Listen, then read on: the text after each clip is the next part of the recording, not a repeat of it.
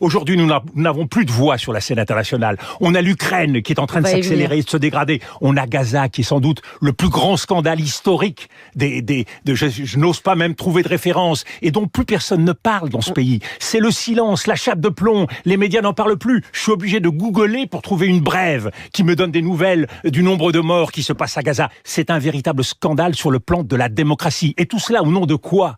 Au nom de la guerre. Ah, c'est la guerre, c'est comme ça. Je veux bien, mais c'est pas une guerre tout à fait comme les autres à Gaza, puisque ce sont des populations civiles qui meurent. Donc, on est en absurdie. Et la France s'efface. C'est la France qui est en train de payer l'addition. Et ça, moi, je ne peux pas l'accepter.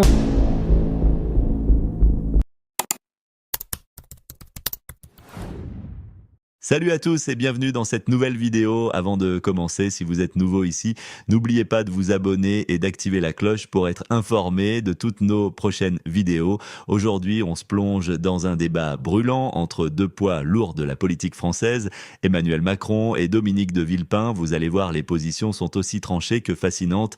Dominique de Villepin, ancien Premier ministre, n'a jamais caché ses réserves concernant la politique d'Emmanuel Macron. Il lui reproche souvent un manque de vision stratégique claire et une absence de véritable cohésion au sein de sa présidence, mais récemment, c'est une déclaration d'Emmanuel Macron qui a fait bondir de Villepin. Lors d'une interview accordée à The Economist, Macron a ouvert la porte à une éventualité pour le moins délicate, l'envoi de troupes occidentales au sol en Ukraine en réponse à une percée des forces russes. Pour Macron, si une telle percée devait se produire et que l'Ukraine en faisait la demande, il faudrait sérieusement envisager cette option. C'est une prise de position qui a immédiatement fait réagir, et pas seulement à l'international. En France, Dominique de Villepin s'est montré particulièrement critique.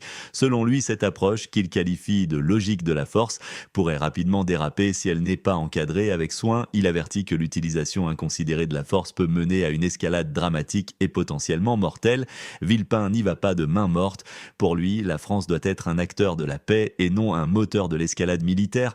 Il met en garde contre le fait de se laisser entraîner dans un conflit qui pourrait avoir des conséquences désastreuses non seulement pour l'Ukraine et la Russie, mais pour toute l'Europe, voire au-delà. Cette orientation politique française, celle d'Emmanuel Macron, qui a été réaffirmée tout à l'heure, question simple, a-t-il raison d'indiquer que face à une agressivité croissante d'après lui de Moscou, il faut se tenir prêt à toutes les éventualités, et notamment l'envoi de militaires français sur le sol ukrainien? Écoutez, pour une fois, je serais relativement d'accord avec ce que vient de vous dire Dominique Moissy. Une fois n'est pas coutume. Exactement, une fois n'est pas coutume. Si c'est une posture politico-médiatique, anticipant un effondrement de l'Ukraine et cherchant à montrer que le président de la République française n'a pas écarté des options difficiles, on peut comprendre. Pour le reste, je suis frappé de voir à quel point cette polémique est née sur des bases qui posent problème, de confusion et, par ailleurs, d'improvisation. Confusion et improvisation de l'Élysée. Sur les propos qui ont été tenus. Confusion. De quoi parle-t-on? Troupe au sol.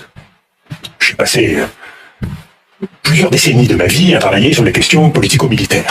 Troupe au sol, c'est un langage codé et totalement clair. Ce sont des combattants au sol. Si on veut mentionner autre chose, on parle de présence au sol, de personnel au sol.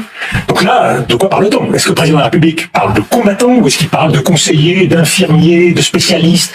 Ça n'a rien à voir. Le problème ne se pose que si nous parlons de combattants. Vous pensez qu'il devrait clarifier sa position? Je vais vous expliquer pourquoi tout ceci est un jeu dangereux. Deuxième élément, au-delà de la confusion, il y a, à mon sens, une improvisation.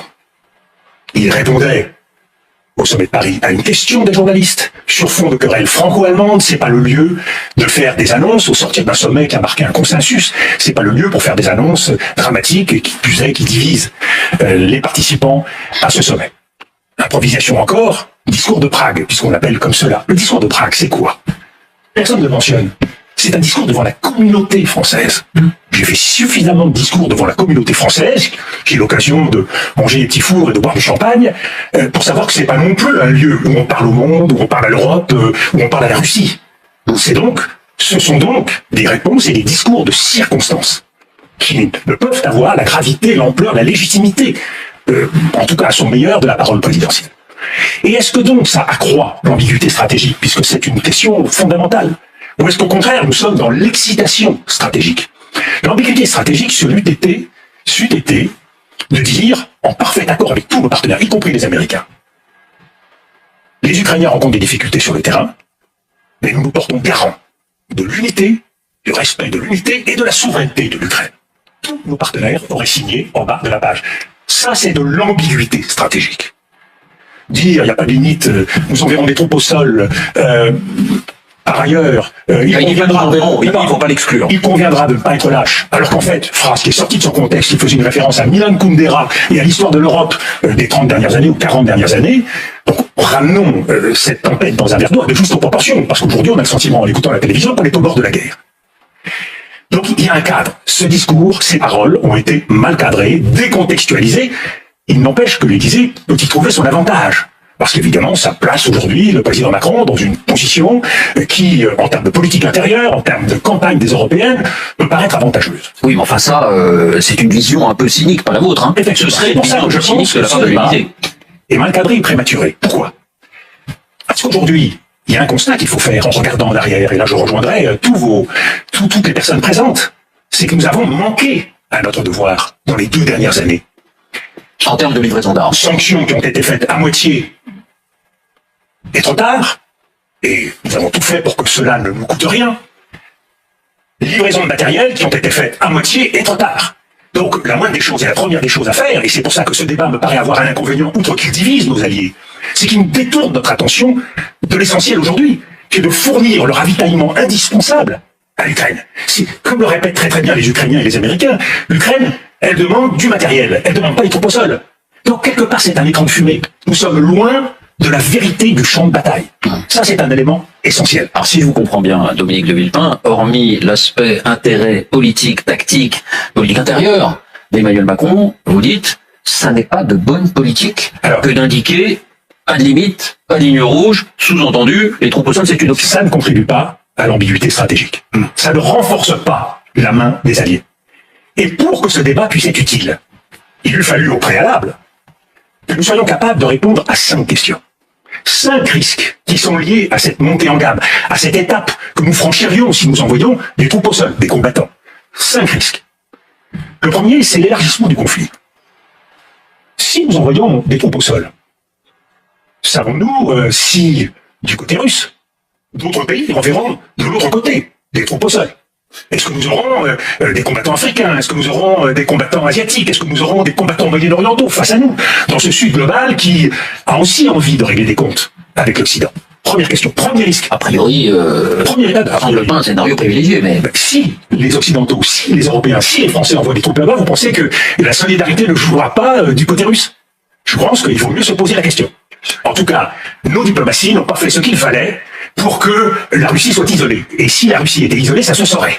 Je pense que nous sommes d'ailleurs davantage isolés, malheureusement, plus isolés que la Russie. Deuxième question majeure, nouveau front, risque de nouveau front. Moi j'ai alerté, partie de quelques rares voix qui a dit, attention, l'Ukraine, c'est une situation dangereuse, et que se passe-t-il s'il y a un autre front qui s'ouvre? Il s'est ouvert le front de Gaza et le front au Proche-Orient. Et il y a d'autres fronts qui peuvent s'ouvrir. En Corée, en Afrique. Et alors nous allons comme ça faire la guerre sur les 5 continents. Il faut prendre en compte cette réalité. Le monde ne se réduit pas au drame et à la tragédie ukrainienne. On peut considérer que parce que c'est sur le sol européen, il y a une responsabilité particulière des pays européens. Il se trouve que l'Amérique est une puissance globale et que nous prétendons est une puissance globale et donc que nous sommes concernés par les grands équilibres et l'ordre du monde et malheureusement la diplomatie ne joue pas suffisamment, ne prend pas en compte suffisamment ces désordres qui intéressent les Soudanais et les Congolais. Troisième risque, qui est important, le risque terroriste. Le risque du terrorisme, je ne pense pas à un terrorisme qui viendrait de nos adversaires en Ukraine. Je pense à un terrorisme opportuniste. Quand il y a des situations de désordre de ce type, le terrorisme frappe. Et je vous le rappelle, nous avons prévu, nous, ici en France, non pas une année de guerre, mais une année de fête. Nous allons commémorer dans quelques mois les 80 ans du débarquement et les délégations vont venir du monde entier. Nous allons passer plusieurs mois à fêter les Jeux Olympiques. Si on doit se mobiliser, mobilisons-nous. Mais il aurait peut-être fallu le faire un peu plus. L'économie de guerre, je ne la vois pas. La préparation des esprits en matière de défense civile et de guerre hybride, je ne vois rien. On ne sort pas de son chapeau comme un lapin l'idée d'aller faire la guerre en Ukraine sans s'être préparé un temps soit peu. Alors peut-être qu'il y a en parallèle une préparation particulière pour la sécurité des JO. Vous le sauriez. vous le sauriez-vous, parce que les médias seraient mobilisés, vous auriez des gens qui ici viendraient vous dire, écoutez, voilà, c'est extrêmement dangereux, donc il y a des choses qu'il ne faut pas dire à la télévision pour pas inquiéter les Français, d'autres choses qu'il faut dire. Vous le sauriez. Quatrième risque. Nous sommes à la veille d'une élection américaine qui va déterminer le nouvel ordre mondial. Il y a fort à parier que nous soyons partis pour un nouveau temps d'isolationnisme et de protectionnisme que le monde n'en a jamais connu, voire de cassure de ce nouvel ordre mondial entre Trump et une Chine qui vient de fêter la réunion de son Parlement et qui se recroqueville, se resserre, se sécurise encore davantage. C'est un contexte général mondial qu'il faut prendre en compte. Et puis il y a un dernier élément qui est peut-être l'un des plus importants, qui est le risque nucléaire. Je connais les bons experts, les grands experts qui s'expriment sur ce sujet, et je les respecte infiniment. Bruno Tertrais a fait un livre tout à fait remarquable sur ce sujet. Mais envoyer les troupes au sol, les combattants, nous place dans une situation en termes de dissuasion que nous n'avons jamais connue. 40 ans de guerre froide, jamais les forces du pacte de Varsovie et les forces de l'OTAN ne se sont affrontées. Et c'est pas par hasard. C'est à cause d'une réalité qui tient à la grammaire du nucléaire, ou à la règle du nucléaire. La règle de la dissuasion, c'est d'être assis sur le principe de destruction mutuelle assurée. C'est-à-dire que si l'un emploie la bombe, l'autre répond, et qu'à la fin, on est tous morts. Alors ce ne serait pas des troupes au sol en Russie. Non, Donc c'est pas le territoire russe qui serait le théâtre des combats. Comme moi, bien informé, et vous avez compris que pour Vladimir Poutine, l'Ukraine, c'est la Russie. On peut le regretter, mais aujourd'hui, c'est la rhétorique. Donc vous pensez que ces menaces qu'on entend dans la bouche de Vladimir Poutine encore récemment, par exemple, il faut les prendre au sérieux? Je pense que la grammaire nucléaire fait que ce risque, aujourd'hui, de troupes au sol, de l'OTAN en Ukraine, font exister un risque, et que ce risque, pour des puissances responsables, est inacceptable. Voilà ce que je dis. Même un petit risque déjà est inacceptable. Mais bien sûr. Parce que, et croyez bien, je voyage suffisamment à travers le monde pour avoir constaté quelque chose depuis 15 ans. L'emploi de l'arme nucléaire est fondé sur des cultures politiques, des cultures de société et des civilisations. Le monde est en train de changer. Et ce qui paraissait impensable il y a 10 ans, 15 ans, apparaît aujourd'hui différemment. La rhétorique de l'ennemi, la haine de l'autre, s'est développée à un point où effectivement, nous vivons dans une communauté internationale qui peut avoir envie, pour une part, de régler son compte à l'autre. C'est vraiment des paroles graves hein, qu'on entend. Parce que c'est vrai que jusqu'à présent, cette grammaire nucléaire semblait inscrite dans le marbre. C'est pour ça qu'à quelque chose malheur est bon. Le débat qu'ouvre le président de la République permet de dire ces choses-là que je n'aurais jamais spontanément été dire à la télévision si je ne pensais pas qu'il faut les intégrer. C'est qu'aujourd'hui, et je ne pense pas qu'aux Russes, nous n'oublions pas la prolifération nucléaire, et pays comme le Pakistan et bien d'autres pays qui aujourd'hui ont l'arme nucléaire. Et c'est en ça que le principe de responsabilité est essentiel. Et il y a une règle qu'il faut tirer de tout ça. C'est que la logique de la force, quand elle n'est pas maîtrisée, conduit à une escalade qui peut être mortelle. Et c'est ce qui fait de la situation en Ukraine un véritable danger. Et c'est ce qui fait aussi, parce que ce principe de la logique non maîtrisée, je l'appliquerai volontiers à la situation à Gaza, c'est ce qui fait que la politique israélienne aujourd'hui pratiquée à Gaza constitue un véritable danger. Parce qu'il n'y a pas de maîtrise de l'emploi de la force. Oui. Et quand vous regardez, permettez-moi de dire un mot de la situation à Gaza, parce On va y venir dans un instant. parce que tous les dossiers sont liés, toutes les crises sont liées. Oui. Finissons peut-être sur l'Ukraine, parce que votre parole, vous le savez, a du poids, et là c'est une forme d'avertissement que vous lancez en disant confusion, non-préparation, finalement c'est une forme de légèreté que vous reprochez d'une certaine manière à Emmanuel Macron, y compris effectivement par rapport à la doctrine de nucléaire qui peut évoluer. En face, côté Élysée, on dit de toute évidence, il y a des pays, des grands pays, et l'Allemagne est clairement désignée, même si elle n'est pas nommée, qui sont dans un esprit de peur et qui ont toujours peur de ces lignes rouges, qui ont fait qu'on a toujours retardé nos livraisons d'armes, et qui ont fait qu'aujourd'hui encore on a peur, alors qu'on surestime ce que peut être la réponse de l'ours russe. Alors que le président Macron a une explication de texte en tête-à-tête avec Olaf Scholz, je le comprendrai bien.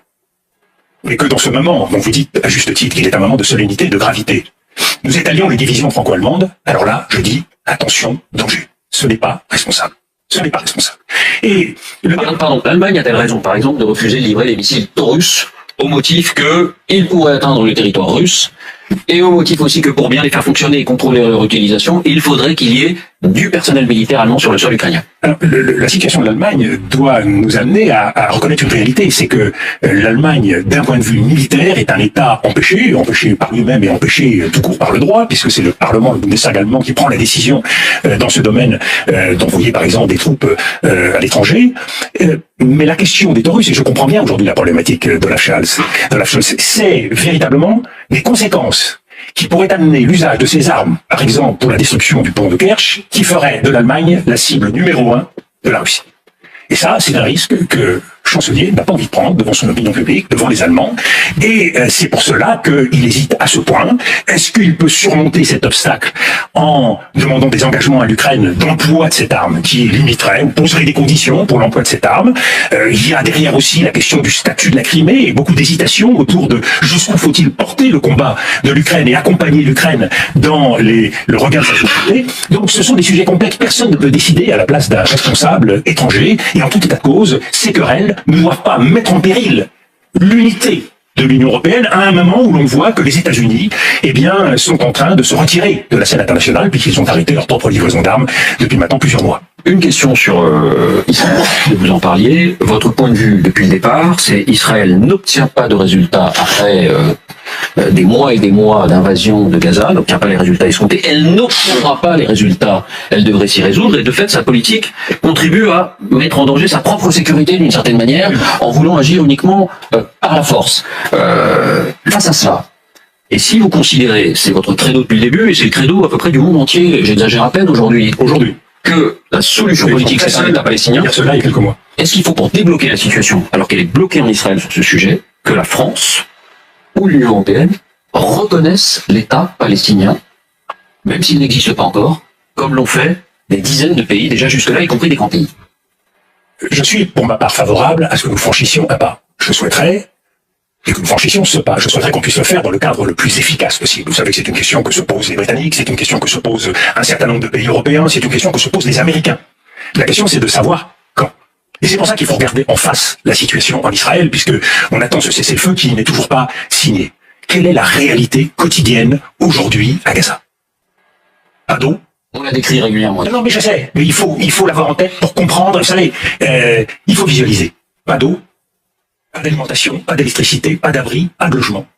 Une population qui est affamée, qui est assiégée, qui est véritablement écrasée sous les bombes matin, midi et soir, et qui est martyrisée à la fois par les gangs, par le Hamas et par l'armée israélienne, et parfois au mépris de la déontologie militaire, quand on voit qu'ils se mettent en scène sur les réseaux sociaux. Cette réalité-là, elle va poser un problème à la communauté internationale. Elle la pose déjà. Non, mais elle va, pendant des années et des années, nous aurons à rendre des comptes sur cette situation. Nous, Européens, les Américains, les pays arabes. Parce que nous signons le deux poids deux mesures, nous signons notre incapacité à nous mobiliser face à l'injustice, nous signons, alors même que Israël fait partie, et même des points avancés du monde occidental, nous signons notre impuissance. Mais la question c'est, comment? Comment? Quel levier peut-on... Parmi les leviers, il y a les ventes d'armes à Israël, il y a le commerce avec Israël, et il y a la reconnaissance de l'État palestinien qui constitue le point de départ d'une stratégie politique. On ne peut pas écraser, affamer un peuple sans offrir une perspective politique. Il faut quand même voir... Donc le moment est venu pour la reconnaissance de l'État palestinien. Nous sommes dans le moment. Il faut rassembler tous ceux qui sont prêts aujourd'hui à se mobiliser pour franchir cette étape et faire en sorte que ce que Israël ne peut pas faire seul, parce que le gouvernement israélien aujourd'hui ne peut pas faire autre chose, porté par les extrémistes, que de continuer à faire la guerre, que de continuer à affirmer sa vengeance, il faut forcer Israël à le faire. Merci Dominique de Villepin. Alors on avait prévu que vous nous quittiez à ce moment-là, et vous n'avez pas dans vos habitudes le fait de discuter un peu à bâton rompu comme on le fait régulièrement ici. Si vous le souhaitez, vous êtes le bienvenu. Sinon on vous remercie. Tout prêt. Bien écoutez, alors si vous avez des réflexions, des remarques, en particulier sur l'Ukraine, je vous dirais... Oui. Non, allez-y Dominique. Non, je crois que j'étais d'accord sur énormément de points mis en avant par Dominique de Villepin, et en particulier ses critiques sur le président de la République et une sorte de légèreté et d'improvisation. Maintenant, j'avais deux réserves La première, c'est dans ces scénarios catastrophiques, mais finalement assez plausibles, il y en a un qui ne me paraît pas très crédible. Je ne vois pas des pays proches de la Russie envoyer des troupes sur le front de l'Ukraine pour soutenir l'armée russe face aux contingents occidentaux qui viendraient. Le deuxième point, c'est sur Israël, le Gaza et la reconnaissance d'un État palestinien. Oui, je crois qu'il n'y a pas d'autre solution à terme que l'existence de deux États. Je suis convaincu depuis toujours que la sécurité d'Israël passe par la légitimité d'Israël et que la légitimité d'Israël implique la reconnaissance d'un État palestinien. Encore faudrait-il qu'il y ait, quand on reconnaît l'État palestinien, à sa tête des dirigeants qui acceptent l'existence de l'État d'Israël. Ce n'est pas le cas du Hamas. Donc il faut une reconnaissance réciproque. Ce n'est pas le cas. Dominique, tout a été fait malheureusement pour qu'il n'y ait pas d'interlocuteur du côté palestinien. Nous savons tous, si le Hamas a été mis en avant, pas par n'importe qui, le Hamas a été mis en avant par Israël et par Benjamin Netanyahou. Benjamin Netanyahou lui-même a fait libérer les deux protagonistes principaux du Hamas, Sheikh Yassine et Yahya Sinwar. Il les a fait libérer des prisons israéliennes. Et par contre, celui qui a passé des années en prison, qui parle hébreu et qui est pour la solution à deux États, qui est un véritable responsable politique, eh bien lui croupit toujours en prison. Il est plus dangereux aujourd'hui pour M. Netanyahou d'être défenseur d'un État palestinien que d'être un terroriste. C'est ça qui est tragique. Et nous avons à la tête de l'Europe quelqu'un qui a parlé très franchement sur cette responsabilité d'Israël et qui a dénoncé, le haut-commissaire aux affaires étrangères, qui a dénoncé justement cette politique qui a été celle d'Israël pendant beaucoup d'années. Aujourd'hui, si on veut reconstruire un interlocuteur palestinien, eh bien, il faut créer les conditions pour le faire. Et c'est un intérêt absolument majeur, parce que, comme vous le dites, il faut, pour la sécurité d'Israël, un interlocuteur responsable à ses portes, à ses frontières. Et cet interlocuteur responsable ne peut être qu'un État constitué qui assurera la souveraineté et qui assurera la sécurité à sa frontière. Sarah, mais s'il vous plaît, revenons sur l'Ukraine, c'est quand même l'affaire du jour. Ça me semble aussi le sujet crucial. Monsieur le Premier ministre, j'ai entendu toutes vos préoccupations et je partage vos inquiétudes sur ce monde en crise, ce monde en guerre et ce monde éruptif. Mais justement, comment pensez-vous alors qu'on doit procéder sur cet règlement de la crise et de la guerre en Russie? Et surtout, ne pensez-vous pas que toutes ces crises que vous avez mentionnées, cette menace terroriste et toutes les autres, elles existent encore et elles existeront toujours si la Russie progresse, si la Russie gagne et que tout ça n'allégera pas le danger qui nous guette? Tout à fait, et c'est pour cela que la politique du fait accompli aujourd'hui en Russie, dans le Donbass et en Crimée, et demain éventuellement sur une portion du territoire supérieur en Ukraine, ne pourra jamais être entérinée par nous. Nous n'accepterons jamais cette politique de fait accompli. Et c'est pour cela que je pense que si nous avions dit « soyons garants de l'unité et de la souveraineté de l'Ukraine, aujourd'hui, demain et après-demain », parce que ce n'est pas négociable, c'est l'ensemble de l'ordre international, c'est le respect du droit international qui nous conduira à refuser cette politique de force de Vladimir Poutine.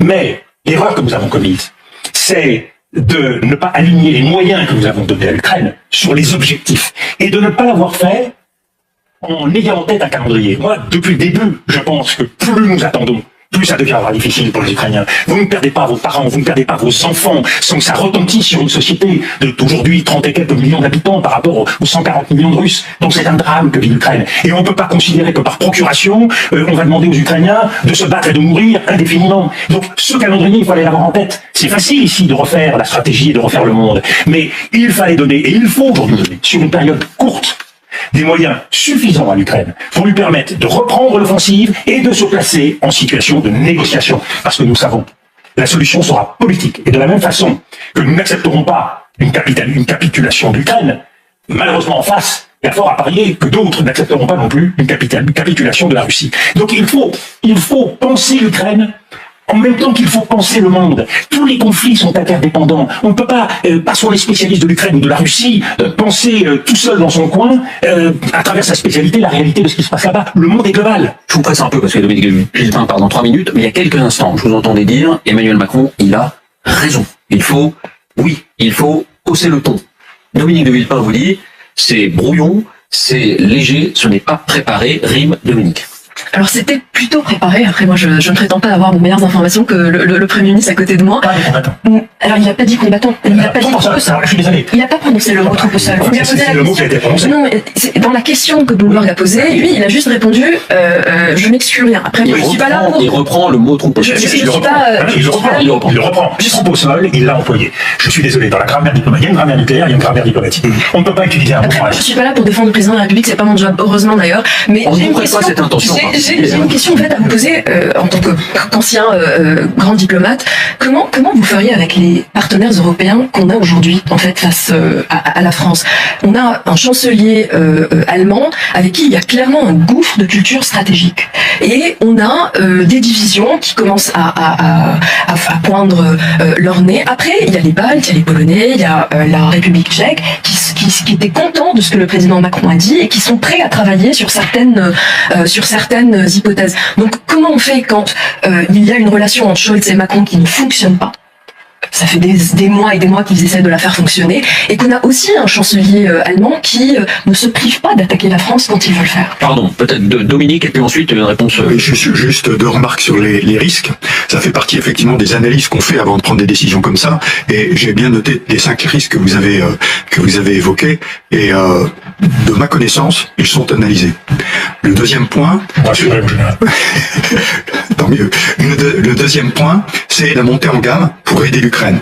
Vous avez parfaitement raison. Sauf que le problème, c'est qu'on vient de 25 ans de désarmement. Et que les seuls armements qu'on a pu donner immédiatement, c'est de l'armement soviétique stocké dans les pays de l'Est. Les autres, on n'avait rien. Et aujourd'hui, les obus de 155, quand vous pensez que l'usine qui en fabrique en France devait fermer, et qu'elle ne ferme pas parce qu'il y a les commandes. Le président tchèque met sur la table la possibilité d'acheter à l'étranger 800 000 obus. Ça va se faire visiblement. Donc c'est pas impossible. Non, mais c'est pas impossible. Mais le problème, c'est que la diplomatie, comme la défense, ça se fait avec un peu d'imagination. Et il faut être débrouillard. Et il faut se donner du mal. Or, malheureusement, il y a peut-être un peu de mauvaise volonté, peut-être aussi parfois un peu d'incompétence, mais en tout état de cause, ce qui manque, nous n'avons même pas de Monsieur Ukraine à l'échelle de l'Union européenne. Ce qui manque, c'est qu'au-delà des présidents, en dessous des chefs d'État et des chefs de gouvernement, il faut des gens qui sont à la manœuvre et qui connaissent, qui ont une expérience du terrain. C'est là où on voit que entre les ordres et les boulons serrés, il y a quelque chose qui ne va pas. Et pour répondre à Rima, qui très justement pose la question qu'est-ce qu'il faut faire, il y a une chose en tout cas qu'il ne faut pas faire. C'est laver son linge sale en public. Vous savez, quand on commence entre Français et Allemands ou Européens à vouloir compter les points sur la scène médiatique, c'est très mauvais signe. Et je suis Très vite. Non, juste pour vous avez raison. Pour avoir la capacité d'innover et de prendre, il faut commencer par dire à ceux qui ont ça, pas de limite. Si vous commencez à leur mettre des limites dès le départ, eh ben ils ne réfléchissent pas hors limite. Et donc il faut leur dire ça. Il y a une différence entre l'ambiguïté stratégique et l'excitation ou la confusion stratégique. Pas de limite sur un dossier comme celui-ci, un drame comme celui-ci, qui est tellement cadré par l'histoire. Une fois de plus, la guerre froide, on l'a vécu. Ça implique sans doute encore plus d'ambiguïté, et c'est pour ça que je le redis, la bonne formule eût été de dire nous sommes garants de la souveraineté et de l'unité ukrainienne. Si le scénario du pire se produit demain et qu'Emmanuel Macron doit faire face et doit répondre à la question alors, vous aviez dit, et qu'est-ce qu'on fait? Je suis pas sûr que la position de la France en sorte considérablement grandie. Et on est co-responsable avec les Européens aujourd'hui de ce qui se passe là-bas. Merci Dominique de Villepin d'avoir répondu. On n'a jamais raison tout seul. Il y a un ancien secrétaire général du Quai d'Orsay qui était un homme admirable, Jean-Marie Soutou, qui disait toujours en tête, mais jamais échappé. Jamais échappé. La diplomatie, c'est pas le cyclisme. Mais ce n'est pas la première fois que Villepin s'oppose au choix de Macron. Depuis le début de son mandat, il critique ce qu'il considère comme un manque de cohérence politique et plus récemment, l'échec de la majorité présidentielle aux législatives a renforcé ces tensions. Villepin a notamment souligné que Macron doit maintenant accepter de cohabiter avec les forces politiques qui ont obtenu la majorité à l'Assemblée, un défi de taille pour la stabilité démocratique du pays. Villepin, qui avait pourtant soutenu Macron contre Marine Le Pen lors de la présidentielle, reste ferme. Pour lui, le président doit respecter les institutions et coopérer avec ses adversaires politiques pour garantir la stabilité de la France et éviter des décisions unilatérales qui pourraient aggraver des situations déjà explosives. Alors que pensez-vous de ce clash entre deux grandes figures de la politique française? Est-ce que la position de Macron vous semble justifiée ou est-ce que vous penchez du côté de Villepin qui prône la retenue? C'est tout pour aujourd'hui. Merci d'avoir regardé cette vidéo jusqu'au bout. Si vous avez aimé, n'hésitez pas à laisser un pouce bleu et à partager vos opinions dans les commentaires.